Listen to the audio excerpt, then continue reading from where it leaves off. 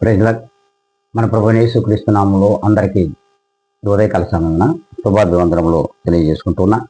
ఈ దినం దేవుడు మనకిచ్చినటువంటి నూతనమైనటువంటి గొప్ప వాగ్దానం ఏంటంటే, అది సామెతల గ్రంథము 15వ అధ్యాయము 16వ లేఖనాన్ని స్పష్టంగా మనం చూద్దాం. చూడండి, నీతిమంతుని ఇల్లు గొప్ప ధననిధి. స్పష్టంగా దేవుడే మనతో మాట్లాడుతున్నటువంటి మాటగా మనకు వినబడుతుంది. దినం ఎవరు నీతిమంతులు ఈ లోకంలో ఉన్నారు? ఆ నీతిమంతునికి, ఎవరైతే నీతిమంతుడిగా ఈ లోకానికి వచ్చాడు, ఆ నీతిమంతునికి వారసులుగా ఎవరున్నారు? వారే నీతిమంతులు. అట్టి వారి ఇల్లు అంట గొప్ప ధననిధి అని దేవుడు తెలియజేస్తున్నాడు. ఎందుకంటే ప్రభువైన యేసుక్రీస్తు వారు నీతిమంతుడుగాను యథార్థవంతుడుగాను ఈ లోకానికి వచ్చాడు.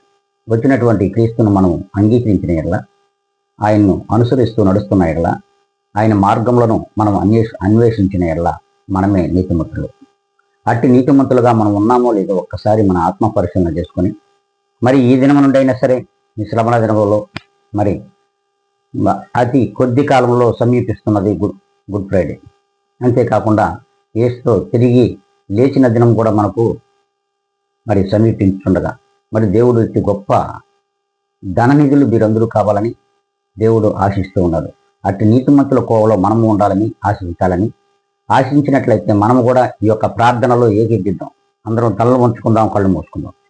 మహాపరిశుద్ధుడా, ప్రేమ కలిగిన మా తండ్రి, కృపా కనికరములు కలిగిన దేవ, మీ పాదములకు వందనములు, ప్రభా, స్తుతి స్తోత్రములు సమర్పించుకుంటున్నాం. ప్రభా, మరొక నూతనమైన దినము చూడడానికి మాకు ఇచ్చినటువంటి మహాకృపను బట్టి ఇదిగోనైనా మీకు కృతజ్ఞత స్తుతి స్తోత్రములు చెల్లించుకోవడమే కాకుండా వీక్షించుతున్న ప్రతి ఒక్కరిని మీ చేతులకు అప్పగించుకుంటున్నాం. ప్రభా, నీతిమంతులు ఒక్కడనూ లేడు మీ వాక్యం సెలవిస్తోంది. అయినా నీతిమంతుల యొక్క ఇల్లు గొప్ప ధననిధి అని నీవు అంటున్నావు. కనుక ప్రభా, ఇదిగో ఛానల్ను వీక్షించున్న ప్రతి ఒక్కరిని కూడా నీతిమంతులుగా మార్చండి.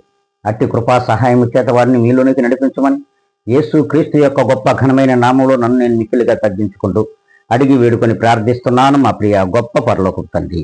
ఆమేన్.